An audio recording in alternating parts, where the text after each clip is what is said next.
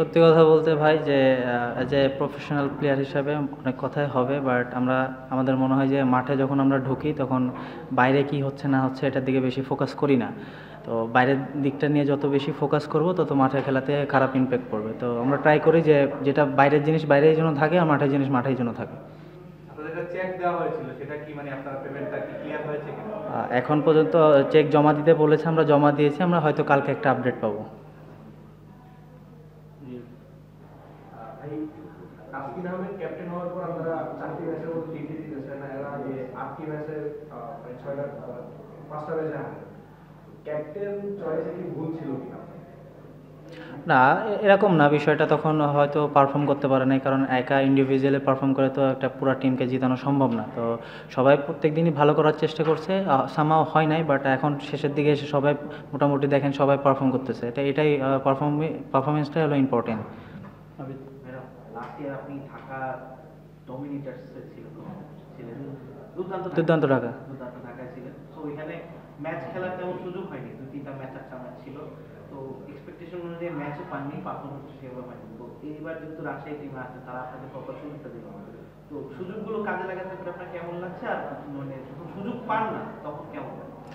First of all ধন্যবাদ জানাই রাজশাহী গ্রুপের সব ম্যানেজমেন্টকে, যে তারা আমাদের জন্য অপরচুনিটি করে দিয়েছে আমার জন্য বেসিক্যালি। এর আগের বছরে যেটা হয়েছে সেটা হলো এই 4টা ম্যাচ সুযোগ পেয়েছি, আমি বলবো না যে সুযোগ পাইনি, বাট সুযোগগুলো কাজে লাগানোর দায়িত্ব ছিল আমার, সামাও পারিনি। বাট ব্যর্থতার দায়ভার সবসময় আমিই নিই, কারণ এখন জাস্ট আমার শুরু। আমি চেষ্টা করি সব ম্যাচে ভালো করার, বাট কোনো সময় হয় কোনো সময় হয় না। বাট অপরচুনিটি এবার বেশি পাচ্ছি দেখে ভালো খেলার চেষ্টা করতেছি।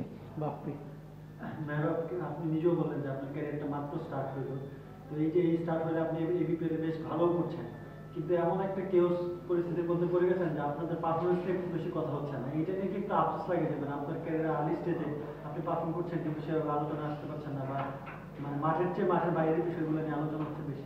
না বা আমার কাছে এটা মনে হয় না একদমই, কারণ আমি যখন ভালো করব তখন আমাকে মানুষজন চিনবে। আলটিমেটলি যখন সবসময় ভালো খেলবো, কন্টিনিউয়াসলি পারফর্ম করব, তখন আমাকে মানুষ চিনবে। এটাই হলো মূল লক্ষ্য থাকে সবসময় ভালো করার।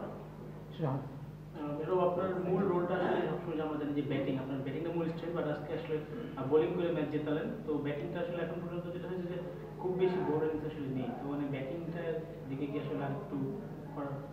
অবশ্যই ব্যাটিং নিয়ে আমি যেরকম আপ টু দ্য মার্কে ভেবেছিলাম ওরকম করে শুরু করতে পারিনি, আর এটা আমার ব্যর্থতা। বাট আমি স্টিল ট্রাই করতেছি যে কীভাবে কামব্যাক করা যায় বা কীভাবে বড় ইনিংস খেলা যায়। বাবাই, মেরুম, আপনাদের তো ক্যাপ্টেনের কথা বললেন যে ক্যাপ্টেন চেঞ্জ হওয়ার পর আপনি বলতেছেন যে আসলে টিম ক্লিক করেছে, ক্যাপ্টেনেরও একটা রোল আছে, বাট সেইভাবে হাইলাইট করেনি। আপনাদের টিমে যিনি কোচ আছেন ইজাজ আহমেদ, তার রোলটা আসলে কি? তিনি আপনাদেরকে কি গেম প্ল্যান থেকে শুরু করেন? কিন্তু প্রথমবার বিপিএল এসেছেন, আপনাদের সম্পর্কে তেমন ধারণা নেই। মানে তিনি অ্যাকচুয়ালি কি কাজটা করতেছেন আপনাদেরকে? শুধুই একটা কনভেন্স তৈরি করতেছেন, না গেম প্ল্যান বা আদার্স ব্যাটিং অর্ডার বা বোলারদের কার কি রোল এগুলো ঠিক করে দিচ্ছে? না দেখেন, উনি পাকিস্তানে এজ লেভেলে সম্ভবত কাজ করে। উনি সবারই ক্যারিয়ার সম্পর্কে তার আইডিয়া আছে। সো উনি যখন আসছে বাংলাদেশে কন্টাক্টে কোচ হিসাবে, তখন উনি সবার খেলা দেখছে, বা ইউটিউবে সবার খেলায় আমরা এখন কম বেশি দেখতে পাই। সো উনি ওইভাবে প্ল্যান করে আসছে। ওনার কাছে যেটা মনে হয় যে রাইট আমাদেরকে বলে, আমাদের সাথে শেয়ার করে। ওনার plan, captain, coach, team management সবাই অ্যাকচুয়ালি একটা প্ল্যান করে যখন দেখে যে এই প্ল্যানে আমরা জেলে সাকসেস হতে পারি, তখন আলটিমেটলি ডিসিশনটা আসে।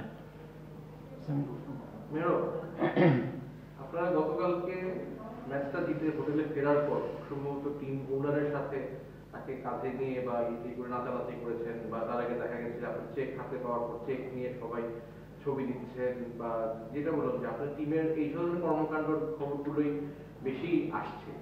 তো এটাই বলতেছে যে এই যে এত কিছু হয়ে যাচ্ছে বাইরে, এটাকে সম্ভব আপনাদেরকে একটু পারফর্ম করার জন্য ফিউল করে, যে মনে হয় যে না, বাইরে এত কিছু করতেছে, we better stick to our game plan. এটা কোনোভাবে টিমটাকে একটা করেছে কিনা? না, এটা মানে একটু হলেও ইমপ্যাক্ট ফেলে, বলবো না যে ইমপ্যাক্ট ফেলে না, কারণ প্রফেশনাল প্লেয়ার হিসাবে বাইরে যখন অনেক বেশি কন্ট্রোভার্সি হয় তখন এটা আমাদের জন্য খারাপ, বা প্রত্যেকটা প্লেয়ারের জন্যই খারাপ। এই টিমে, ন্যাশনাল টিমের অনেক প্লেয়ার আছে রানিং খেলতেছে। সো এইগুলা যদি এরকমভাবে হয় তো এইগুলা ওনাদের ক্যারিয়ারের জন্য, আমাদের ক্যারিয়ারের জন্য একটু মানে খারাপ হবে। কালকে তো আপনাদের কোনো ফরেন প্লেয়ার খেলে না, তো আজকে টাকা পাওয়ার পর সম্ভবত তারা মানে চেক পাওয়ার সম্ভবত ম্যাচ খেলতে রাজি হয়েছে। তাদেরকে জিজ্ঞেস করেননি যে মানে কি সমস্যা ছিল, খেললেও তো খেলতে পারবে যদি চেক পাচ্ছ?